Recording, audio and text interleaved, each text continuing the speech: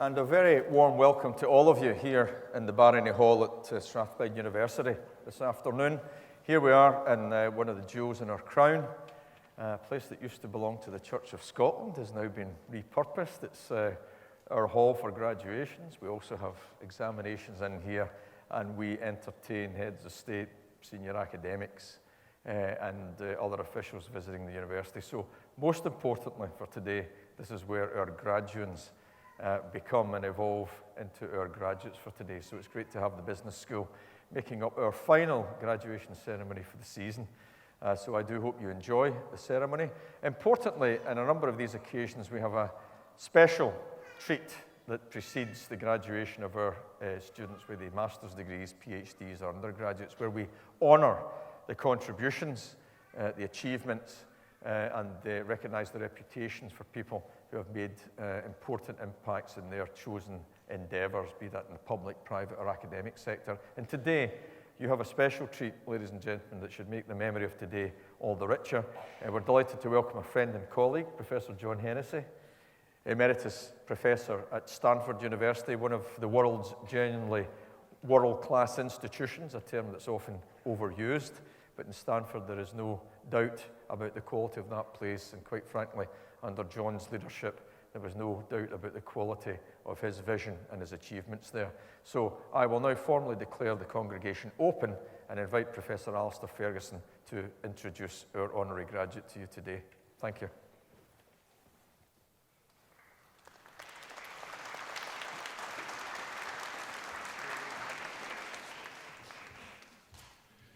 Vice-Chancellor, I have the honour to present to you John Leroy Hennessy. John Hennessy grew up in Huntington, New York, and studied electrical engineering at Villanova University in Pennsylvania, where he received his bachelor's degree. He then studied at the State University of New York at Stony Brook, where he received his master's degree and PhD degree in computer science. He married Andrea Berti in 1974, and after completing his PhD in 1977, they moved to California, where joined the Stanford faculty as an assistant professor of electrical engineering. John's career at Stanford was nothing short of meteoric. He has been chair of the Department of Computer Science, dean of engineering, and subsequently provost of the university. In the year 2000, he was elected as the 10th president of Stanford University. Throughout his presidency, Professor Hennessy fostered interdisciplinary collaboration. He launched university-wide initiatives in human health, environmental sustainability, international affairs, and the arts and creativity, and greatly expanded opportunities for multidisciplinary teaching and research.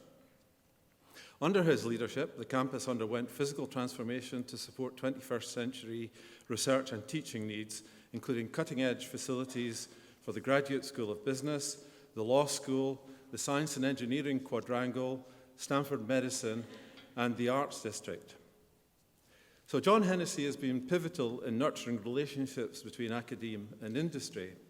During a sabbatical year in 1984, he co-founded MIPS Computer Systems, now known as MIPS Technologies. This company commercialized its research into reduced instruction set computing, or RISC, and this technology has revolutionized the computer industry by increasing performance while reducing costs. His advice is sought by many businesses and foundations, and he is on the board of Google and Cisco. His many honors include the 2012 Medal of Honor of the Institute of Electrical and Electronic Engineers, its highest award, and in 2005, the Founders Award of the American Academy of Arts and Sciences. He has lectured and published widely and is co-author of 2 internationally used textbooks on computer architecture design. Keeping Stanford accessible and affordable to outstanding students, independent of their means, was a hallmark of his presidency. Earlier this year, he announced the Knight Hennessy Scholars Program. This is the largest fully endowed graduate-level scholarship program in the world. Scholars will receive full funding to pursue a graduate or professional degree in any of Stanford's 7 schools. The focus of their experience will be both knowledge and leadership development. with the goal of preparing the next generation of leaders to make a positive impact on the world. Finally, of all the accolades and honours bestowed on John Hennessy, I would like to highlight just one more. As president of Stanford University, John could claim the 6 a.m. coveted tea time on the Stanford golf course. To ensure this would John would continue to enjoy this privilege on standing down as president, Stanford's athletic director signed the following declaration: "Let it be known that in recognition of 16 years that he has brilliantly served Stanford as its 10th president, and of the great passion and love he has for the game of golf, especially at the dawn of day, Stanford Golf Course bestows on John L. Hennessy the honor of first tee time for life." I am pleased of my own association with Stanford University, which goes back to 1977 when I was there as a Lindemann Fellow. This association continues today through a collaboration between Stanford and 5 Scottish universities, which we know as SU2P. And I am delighted that our principal contact, visiting Professor Tom Baer, has been able to join the academic procession today. John Hennessy embodies many of the values that this university holds dear, including access to the best education independent of means, multidisciplinary research and teaching, strong engagement between industry and the university, and using the intellectual capacity of the university to make a positive impact on society. It is with great pleasure, therefore, Vice-Chancellor, that with the authority of Senate, I ask on you to confer on John Leroy Hennessy the degree of Doctor of the University honoris causa. I create you Doctor of the University honoris causa. We are enormously privileged and pleased that you can join the Strathclyde family, John. Many congratulations and welcome. Thank you.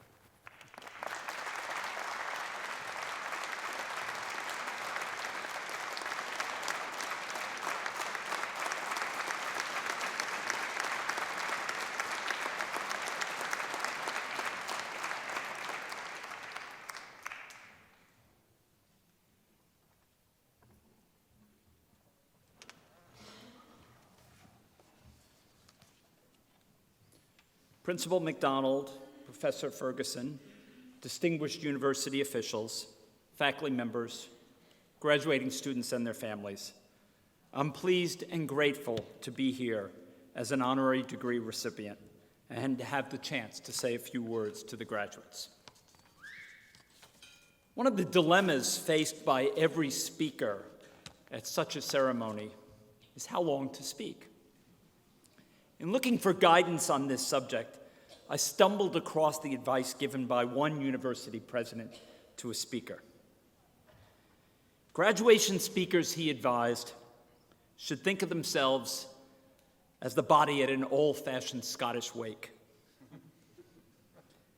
They need you in order to have the party, but nobody expects you to say very much. That is advice I intend to follow today. In my mind, one of the most important decisions most of us make in our lives is what to pursue professionally. What do we dedicate our lives to? For me, I discovered my intellectual love of computing beginning in high school, and it grew in my undergraduate and graduate years. It was while serving as an assistant in an undergraduate programming course that I discovered my love of teaching and helping others learn.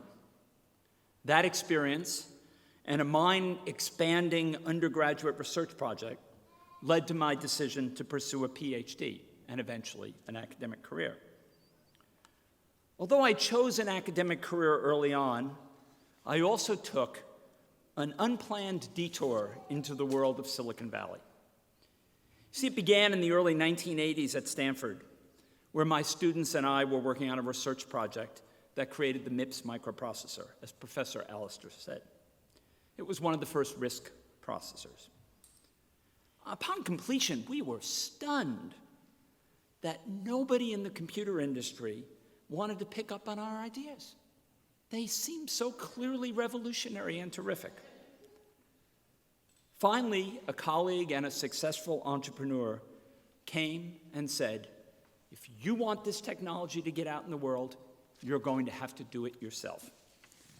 So together with 2 colleagues, a group of 3 who knew nothing about starting or running a business managed to put together a plan and go raise some money. But there was a lot of negative views about it. At one conference panel, a moderator asked a question to the panel, one panel member, who was known as being a contrarian about our research. He said, Hennessy's just received $1 million in venture money to promote this and build this processor. But you believe it's doomed to failure. What should he do? The contrarian replied, he should take the money and go to South America. Well, there were indeed numerous difficult problems to overcome. Our business plan was naive and shallow. We knew almost nothing about how to run a business or select the rest of the leadership team. And we had a lot of technology to develop. It took more time and more money than we thought. Deciding to strike out on our own was the biggest risk that I had ever seriously taken. But we knew that the technology we had spent 4 years working on could change the way computers were built. Happily, our vision, our enthusiasm, our technical arguments, and many long days won out in the end, and the company went public 5 years later. Our willingness to take this step, to take that risk, to transfer the research to the real world, has turned out to be critical. I'm convinced that without our initiative, either the technology never would have left the university, or it would have taken considerably longer to move it from the university to the real world. Oh, and what about that contrarian? His project was canceled, and the computers he was working on haven't been built in 20 years. In my Silicon Valley sojourn, I had a range of new experiences. I went on sales calls as the technical expert. I had to convince superstars to join a young startup company. I flew to Boston and back just for a dinner to try to get a new person as CEO. I worried about finances, schedules, layoffs. I discovered a number of new lessons that I might never have experienced inside the university, and they became incredibly valuable later on in my career. They taught me to be open to new experiences and challenges, to approach them from the viewpoint of a chance for personal growth. Over time, I've also learned to think deliberatively about what I want to allocate my energy to, my time to. All of us have a short and relatively finite time here on Earth. Finding something we really want to do with it is crucial. I've found it's just too hard to have the energy, enthusiasm, and creativity to be really good at something unless you really love it. Unless you wake up in the morning excited about what you're going to do that day. Happily, after serving as a university administrator for 20 years, I'll be getting back to my first love, teaching and working with students. Hence my concluding thoughts. Follow your heart. Be passionate about what you do, and have the courage to take some chances. You'll never know where those opportunities might lead. Congratulations and best wishes on the journey ahead.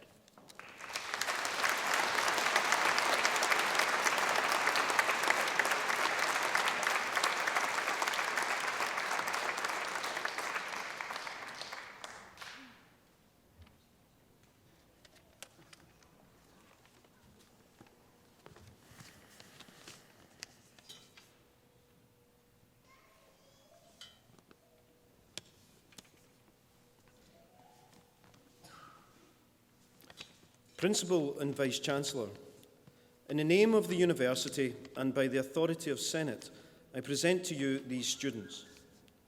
For the degree of Doctor of Philosophy for research in the Department of Human Resource Management, Rochelle Miriam Pascoe Delorier.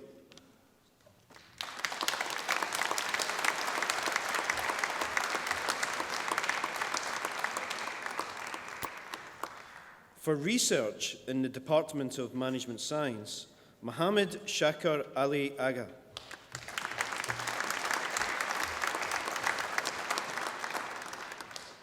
Alexander Roger Leggett.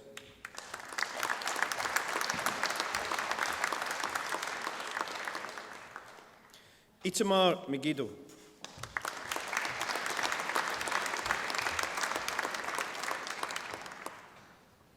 For research in the Department of Marketing, Oliver Mark Borchert.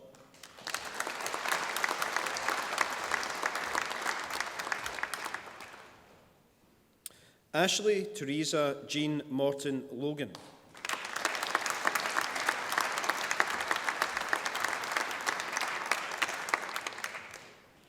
Emma Allison Reid.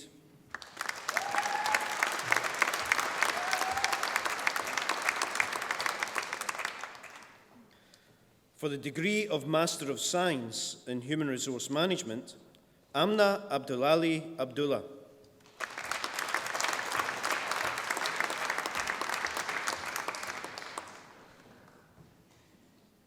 Talia Simone Alexander.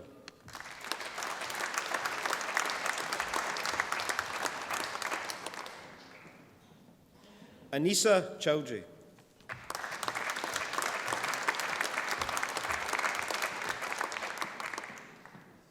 Lisa Jane Fairweather.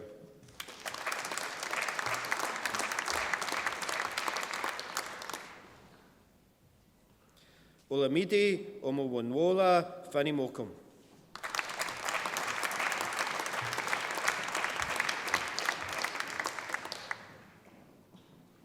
Anne-Marie Fern.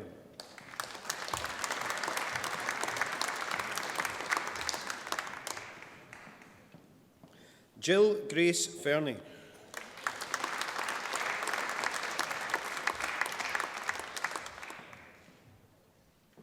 Victoria Ann Fleming.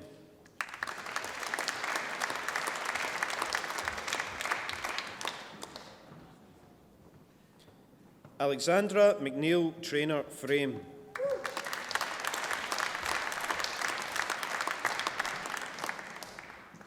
Rachel Celia Gawkin.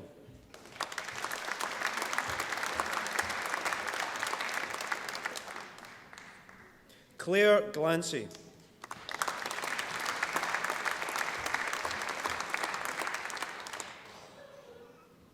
Angelika Gorczynska.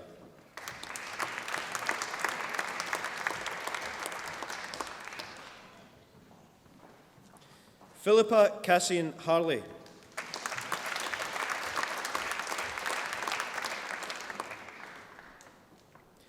Nilesh Ganpathwal Jain.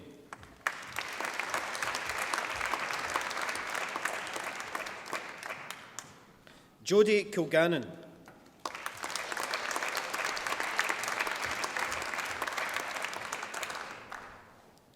Benjamin James Law.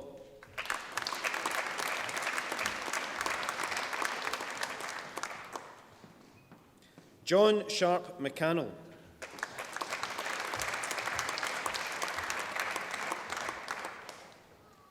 Althea Eleanor Ann Maxwell.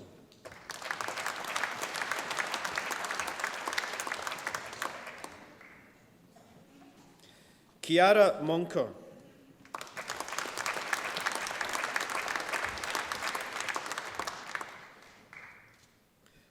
Panayota Moscona.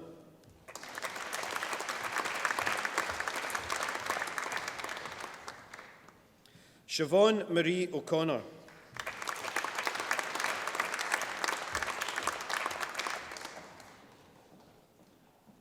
Oluyemisi Olatunde Udulio.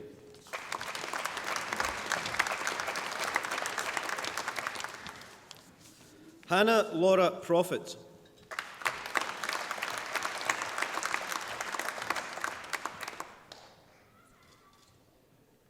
Sarah Siddiqui.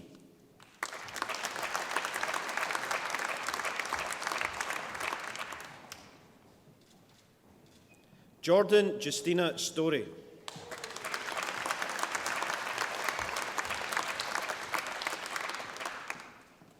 Jamil Tariq.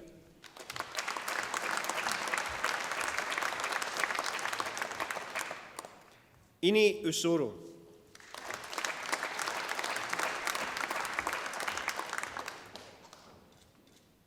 Giovanna Ventocilla.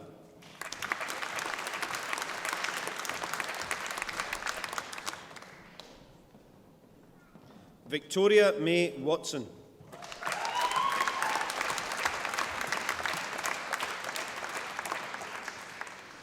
Tamlin J. Whelan.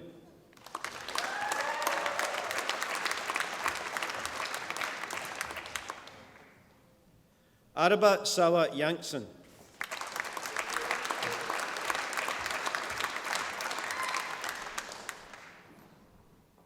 Karen Ann McLean Young.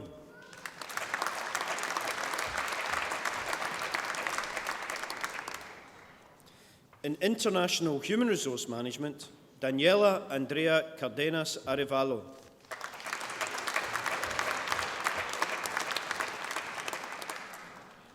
Chung Yi Chang.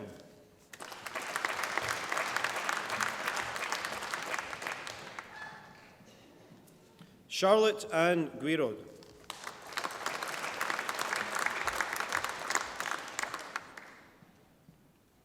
Anina Hacker.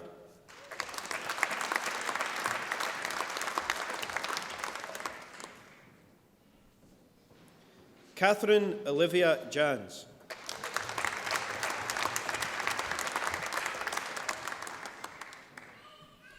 Tulane Tamya Kimbombwe.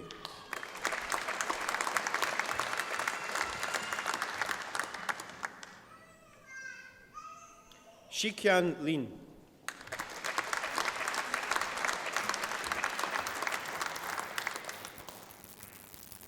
Faith Uyinon Ogbeofun.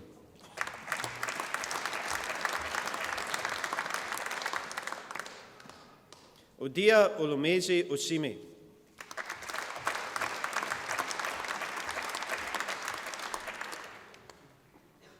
Yanis Sapunadelis.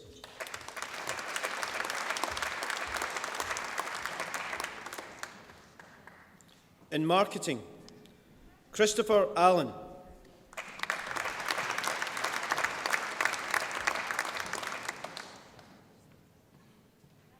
Katrina Susan Bell.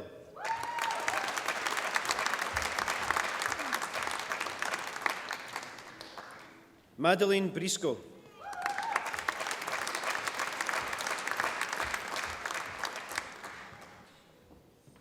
Zhe Hui Chen.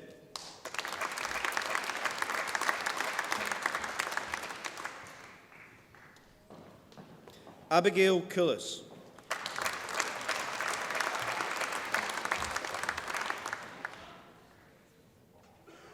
Yue Hui Huang.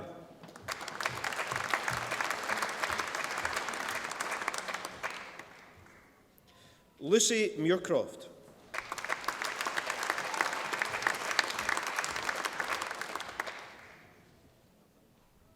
Tarishma Yanamandala.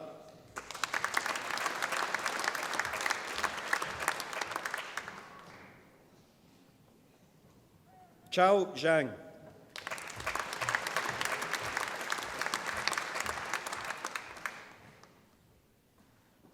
Zi Zhang.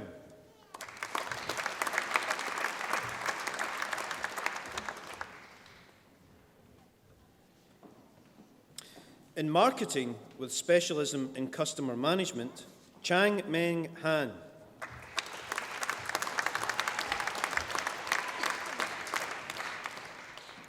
Freya Cookson.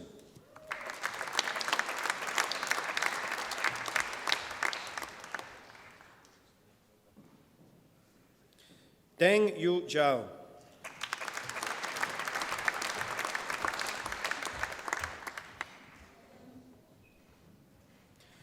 Markela Lina Gokoro.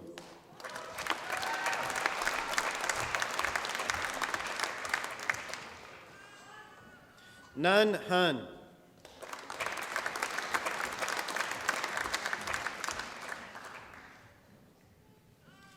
He Zhan Hong.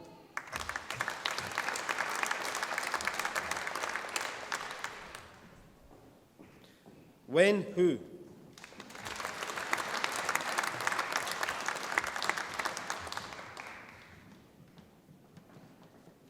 Z Xuan Huang.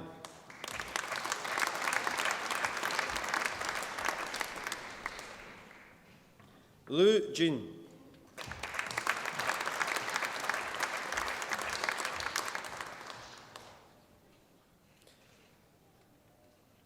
I Katerine Kutsosimo.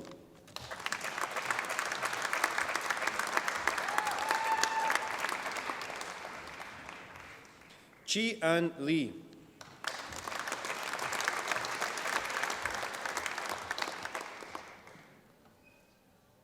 Che Wen Lee.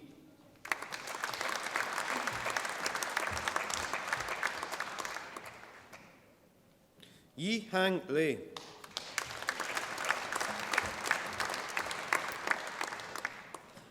Hang Ji Lee.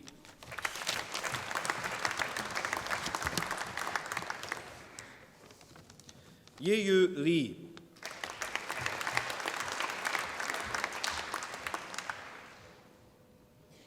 Lu Chi Yun.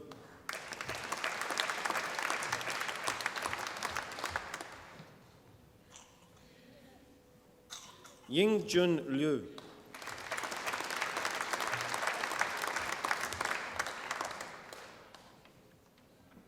Lu Ying.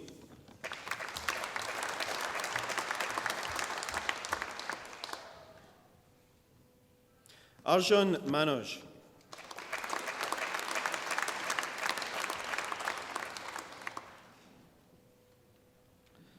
Onabanjo Oluwa Damilola Olawatosin.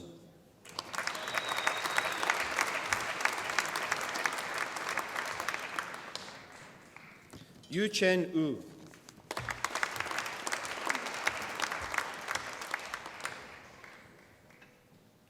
Navjot Sandhu.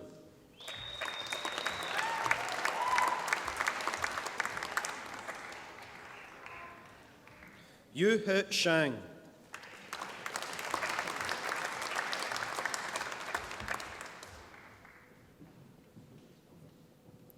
Su Chao Zhu.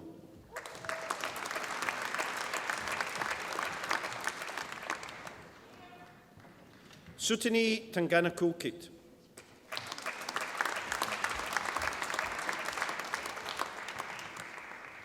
Hannah Jane Thompson.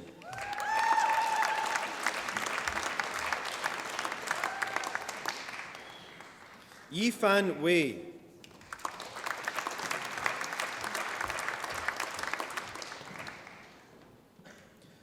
Wen Jing Yan.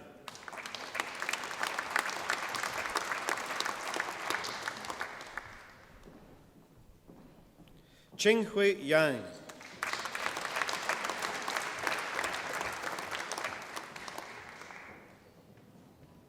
Yang Yu.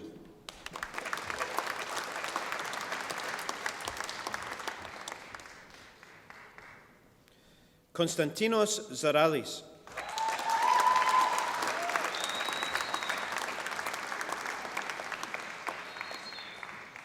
Fu Zhang.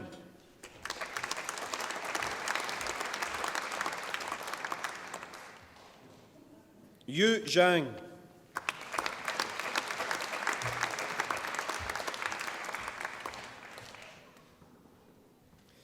In international marketing, Ross Malcolm Lennox.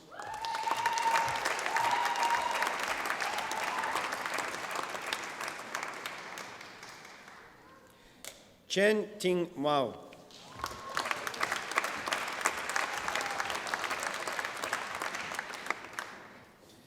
In international marketing with specialism in customer management, Ayla Ahmed.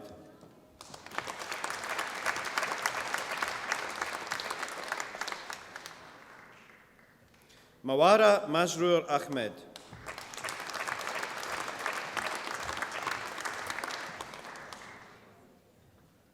Emily Akin.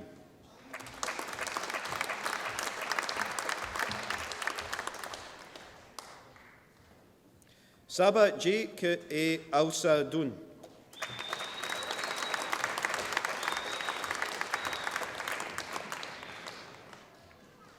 Georgia Baki.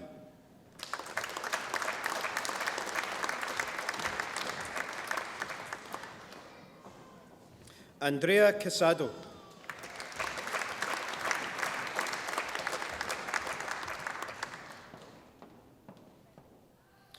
Xin Hui Chen.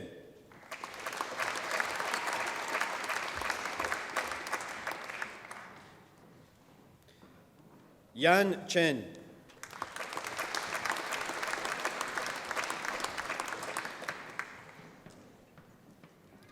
Zilong Chen.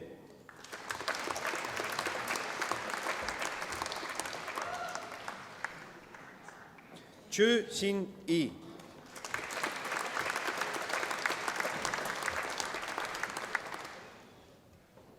Emma Cowan.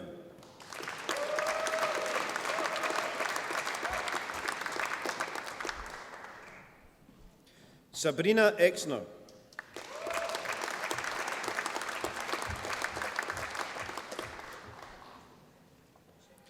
Hai Tao Feng.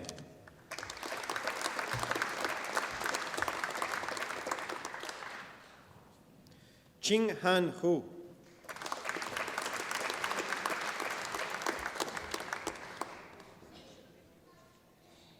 Jia Di Huang.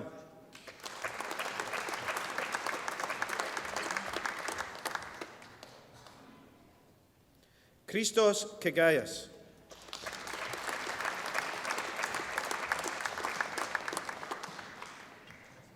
Panayotis Lazaridis.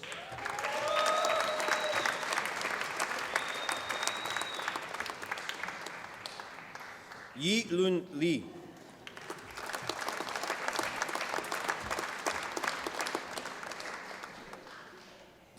Watid Lee Delok.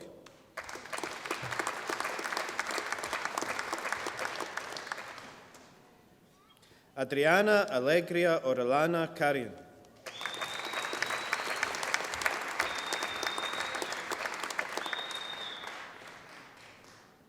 Mahesh Rajamani.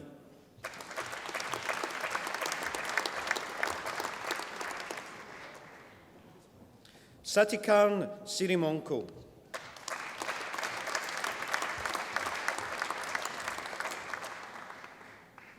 Shubham Prabhat Shrivastava.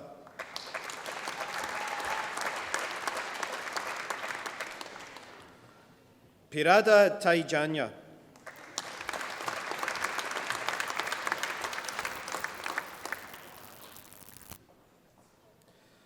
Warrington Tanutamanont.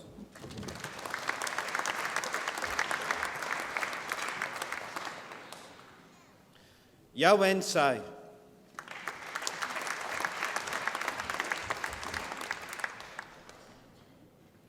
Min Xuan Tung.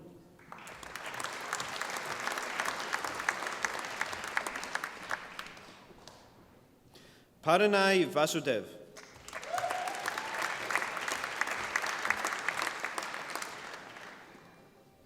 Ravina Vongsitajan.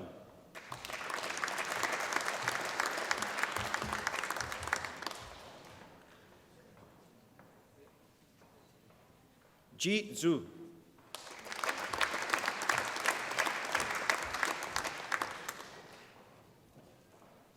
Chao Fang Yin.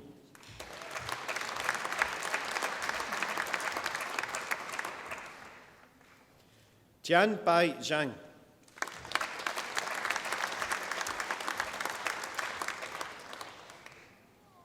Hong Jia Zhao.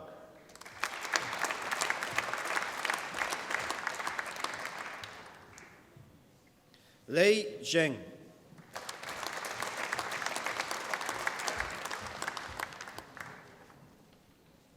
In tourism marketing management, Mohammed Atif Ahmed.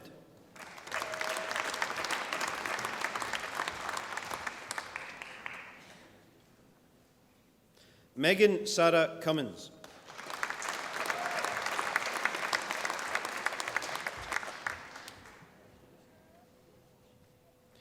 Christina DeFeo.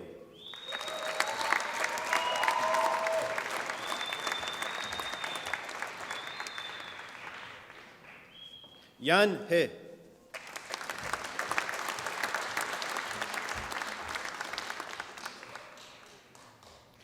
Quan Yi Lu.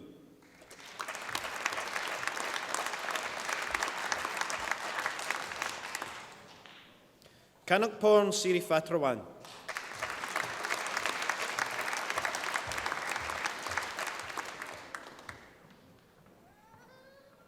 Ka Wing Yim.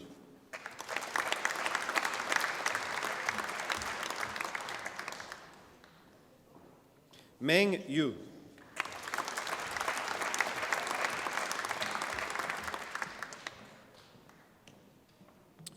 For the postgraduate diploma in Human Resource Management, Louise Ann Bennett.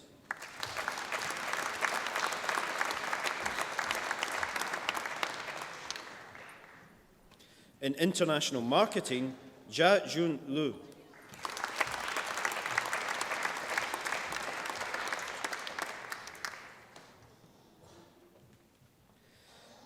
For the degree of Master of Science in International Marketing with specialism in Customer Management, Gaurav Adhikari.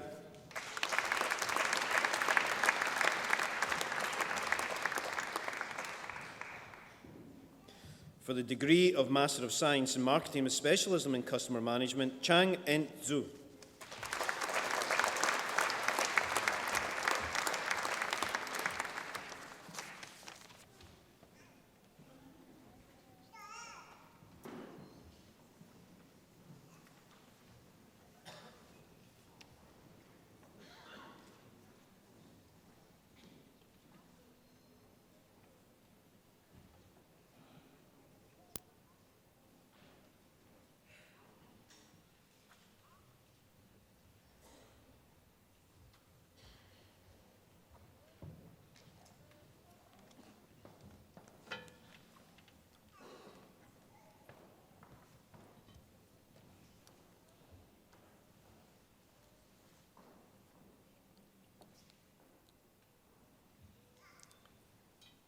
Well, ladies and gentlemen, I hope you enjoyed that as much as we enjoyed that. This is the highlight of our academic session as we graduate the next generation of Strathclyders.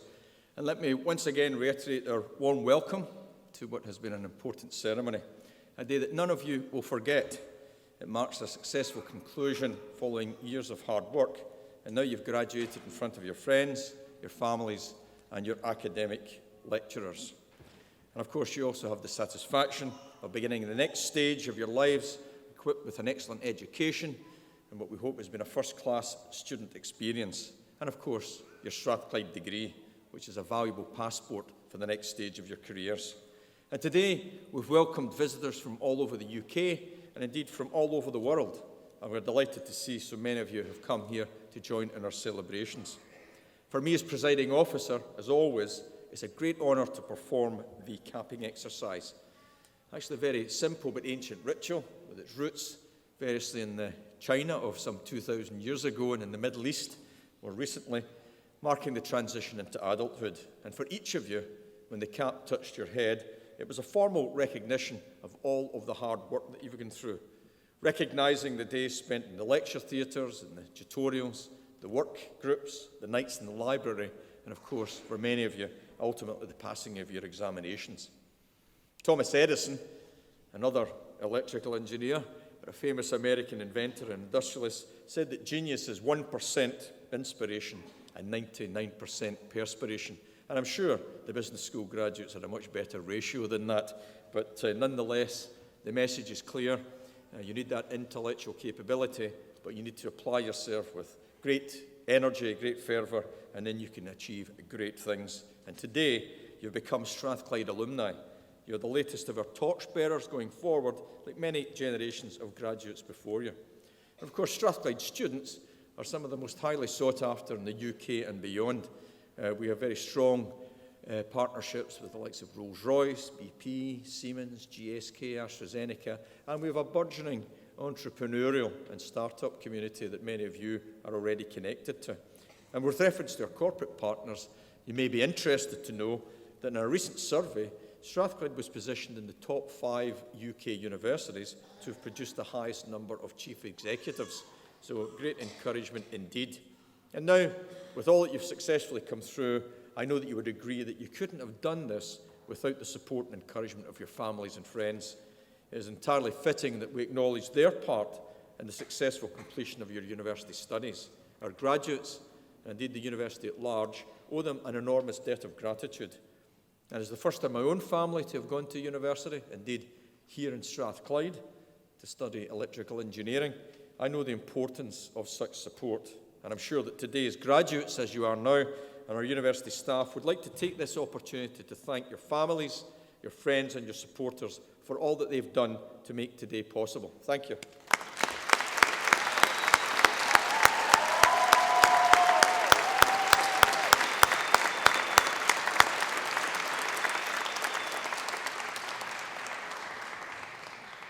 Sir Isaac Newton, the famous physicist, said, and I quote, that if I have seen further, it is by standing upon the shoulders of giants. And there's no doubt, graduates, that your families, friends, and academic staff have provided their shoulders for you to stand on. And for our academic staff too, we have no doubt that this is an important day because ultimately their reward is your success. We hope that we've worked hard enough and succeeded in giving you a high-quality education and a first-class university experience for all of our students, regardless of background. So let me invite our new Strathclyde graduates to join with me in thanking our academic staff for all that they've done to support you in your journey and your achievements. Colleagues, thank you.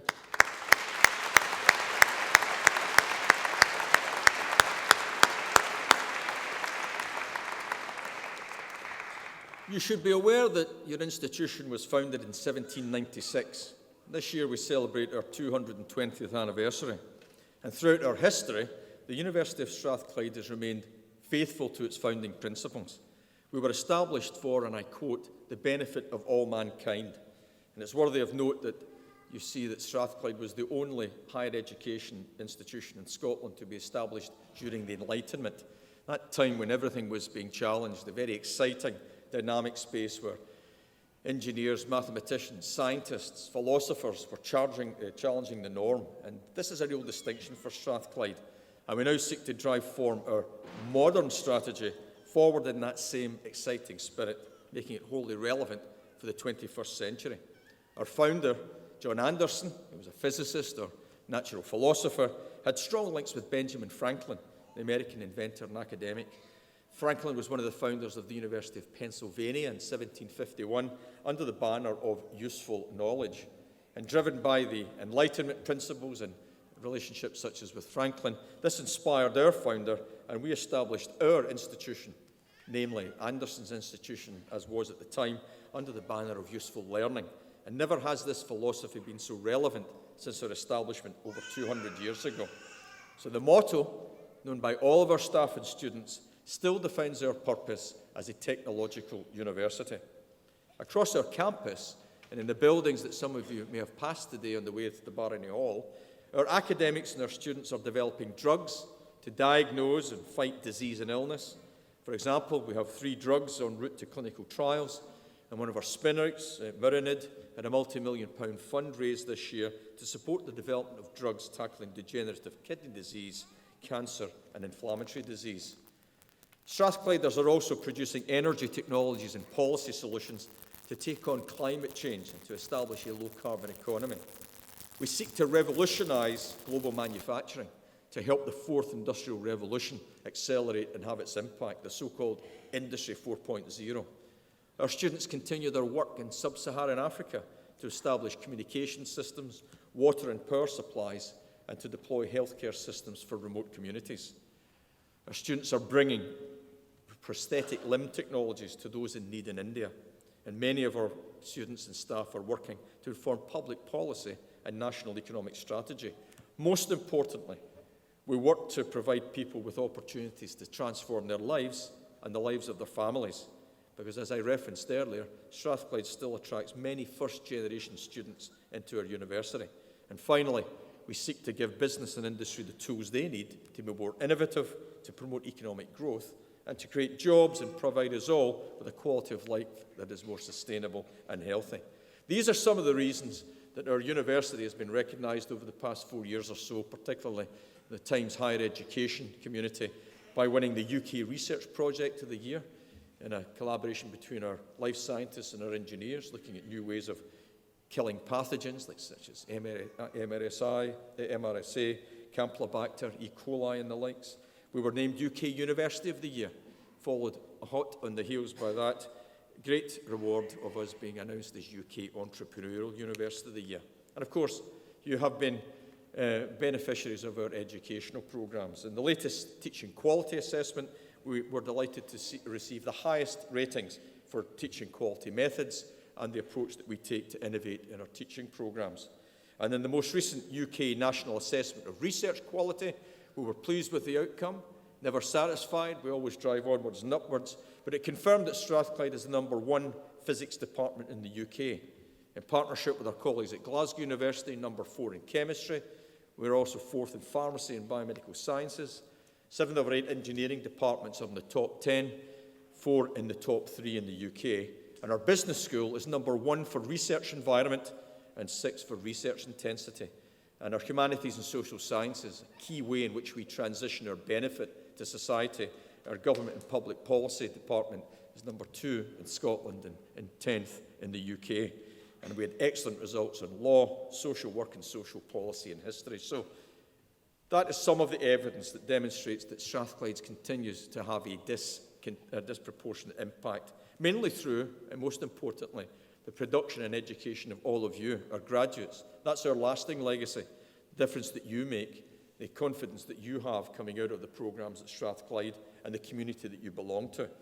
But of course, we also pursue research because that should also be connected to our education. And we've been developing increasingly effective ways of how we translate our research to making an impact on industry, economy, society and health. So I hope it's clear that the Scottish higher education sector is not only punching above its weight, but it's also fulfilling an important role as a driver for sustainable economic growth. And Strathclyde has a distinct role in that challenge. And universities have to be seen as a national investment, not a cost. For every pound that the Scottish Government puts into those parts of our programmes that they fund, they get over £7 of value back into the Scottish economy. That's an important number, and these days, as we fight for every public sector pound, the return of investment in universities in Scotland, I think, speaks for itself. In a recent independent review of your own university here at Strathclyde, we were deemed to be adding an additional £1.5 billion to the economy in the next 5 years. And for example, how we drive this forward, in July last year, Her Majesty the Queen was here with Prince Philip to open our new Technology and Innovation Centre that sits between George Street and Ingram Street. You may have passed this enormous edifice on the way here today. There are 700 researchers and academic staff there, co-located with industry, working on major international problems around drug discovery and pharmaceutical manufacturing, applied photonics, plasma physics, space technology, future cities and informatics, energy technology and aerospace engineering. Thomas Edison talked about his staff and his laboratories as his inventions factory. We like to think of TIC as our innovations factory. And certainly, the achievement of the staff and students in our business school gives me great confidence that we have great things to look forward to going forward. And let me give you a heavily edited version of what the business school has been doing. Under the leadership of Professor David Hillier, they're knocking the ball out the park. Let me give you some headlines. The business school became the first in Scotland to receive the prestigious Small Business Charter Gold Award and is one of just 5 in the UK at that level, recognising the support it provides for scaling Scottish firms through innovation, internationalisation and leadership. Our Growth Advantage programme, run by the Hunter Centre for Entrepreneurship in collaboration with Santander, with support from Sir Tom Hunter, who will be well known to many people here in terms of being one of Scotland's leading business entrepreneurs. The programme is designed for businesses that target scale up and has been particularly highly impactful for participants. And this year sees the business school marking 50 years of the full-time MBA and the 40th anniversary of the part-time MBA and the 20th anniversary of having established our centre in Switzerland. And we receive a milestone award from AMBA, one of the international accreditation groups this year, to mark our 50th anniversary in the MBA programme before a major high-quality international audience. The MBA was ranked among the top European business schools programmes by the Financial Times, which ranked our full-time MBA in the top 20 in Europe, the top 10 in UK, and #1 in Scotland. And this year also, in February, we had the pleasure of going to the Scottish Parliament to celebrate the 40th year of our Fraser of Allender Institute. And the Fraser is clearly recognised as the leading independent source of analysis of the economy and the impacts such as Brexit and the fiscal implications of the Scottish increased tax power and autonomy.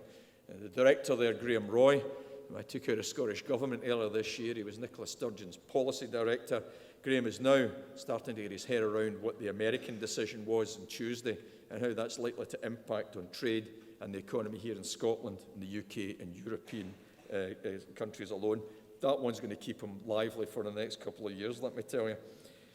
Our Accounting and Finance Department was ranked number 1 in the UK by the Complete University Guide for the 3rd year running, and we also had major hits across the entire business school. So I could go on, but shouldn't, given the time we have, but be no doubt the business school is hitting all of the targets and beyond, and I know with David's ambition and the quality of his staff and students, things are going to go from good to great. So this is the exciting context, students, that you should see your awards on. You're now graduates of a university that puts students at the heart of everything that we do and that values education coupled with research excellence. And of course, we support close working with industry and business.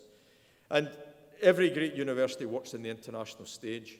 We're blessed with a strong, long-lasting relationship with Stanford, and we're delighted to have John Hennessy with us here today.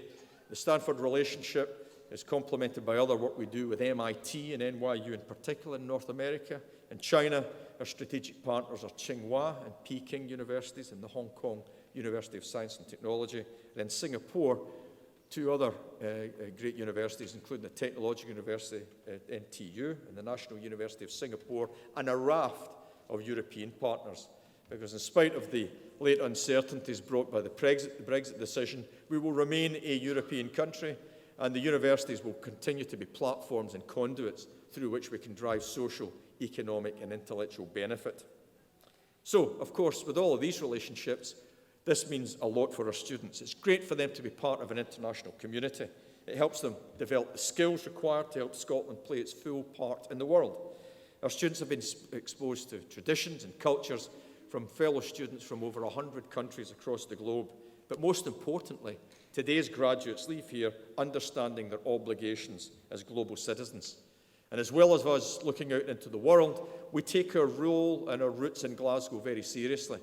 I chair the Glasgow Economic Leadership Board, which was brought together 5 years ago after I led the Independent Economic Commission, trying to modernise the Glasgow economy in the same pioneering spirit as our forebears did at the end of the 20th century when we had the merchants and traders here. But now we're trying to build major capability in life sciences, low-carbon energy, advanced manufacturing, finance and business services, and we have the momentum building. With Strathclyde and Glasgow universities as the research drive behind this, we've now attracted over £1.5 billion into the city in the past 2 years of additional investment income on infrastructure and new business growth. But of course, we also take our social responsibilities importantly. Amongst the research intensives in Scotland, on behalf of my colleagues, I'm proud to share with you that we take the highest number of young people from some of the most underprivileged and challenged communities in Scotland. This year, and I keep an eye on the number because it's important to me strategically, some 987 youngsters from the areas that are defined as the Scottish Index of Multiple Deprivation, not to 40, a pejorative term that I do not like, but it's defining those that have the intellectual wherewithal, but they don't have the material capability to come here. So we're approaching now 1,000 per annum coming in to enjoy the Strathclyde education that you've had. And another one that we really enjoy our connection with is the Children's University. I am blessed to be the Chancellor of the Children's University. Every year we have about 150 youngsters aged 7 to 12 coming here, dressed like you, with their gowns on, with their mortarboards, having been working for a year on their learning passport. If they go to the art gallery, they get a stamp on the passport. If they go to the Glasgow Science Centre, they get another stamp. If they go to a night class, and when the passport is full, they come here and graduate. Now, I like that for lots of reasons, not least of which, as someone as vertically challenged as me, it's one of the graduation ceremonies where I get to look tall, which is wonderful. But they march across this stage. Their parents at the back of this hall, most of whom have never crossed the threshold of a university before, and they get a bachelor's degree from the Children's University. And if the following year they do some more, they'll get a master's degree. And yes, you've guessed it, I have 14-year-olds that are soon to get a PhD from the Children's University. And my academic staff here will have the challenge of having doctorate students in front of them. in the first year when they come here to take up their education. So, let me move on from that, other than to say our institution, if I were to characterise my colleagues, this place, it's about having ambition, focus and momentum, and we seek to maintain flexibility, agility and commitment in the challenging times that we face. It's a privilege for me to lead this wonderful institution with the superb support I get from my executive team, the academic staff, the support staff, professional services, and I'm pretty sure that our founder, John Anderson, looking through the lens of the Scottish Enlightenment, would see exactly the mission that we are pursuing these days as a reflection of his original purpose. But most importantly, to our graduates, I'm sure you will have an enormous impact on society. We need your intellect, energy and integrity more than we've ever needed it before. So let's hope 2016 can become a vintage year. And in this context, and as you leave the hall today, remember, you leave not just with your degree, but also with a responsibility. You're joining an alumni community of some 170,000 people around the world. So whatever you do with your degree, and wherever you may choose to work, remember that as well as academic scholarship, useful learning, our motto, also means applying your knowledge for the benefit of others, making a positive impact for yourselves and the communities that you belong to, respecting diversity, valuing freedom of expression and thought, and reaching conclusions and resolving disputes by reason. These characterise the very core values of your institution. And let me return to today's excellent ceremony. We're all here to mark the achievements of those who have been awarded their degrees. On behalf of the university, once again, let me extend our sincere congratulations to each and every one of you. I wish you every success in your future careers. I'm sure you will stay in touch with us. We will certainly connect to you and let us know about your progress. Well done, and please enjoy the rest of this special day. Thank you.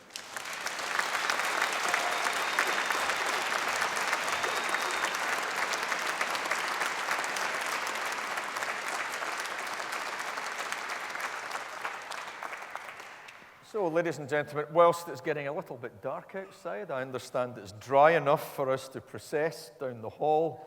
We'll be going over to the Lord Todd reception hall. Please join us. We'd love to share a refreshment with you and perhaps get a chance to speak to some of our graduates and their families. And once again, it's been a wonderful ceremony as always. Let me now declare this congregation closed. Please be upstanding. Thank you very much.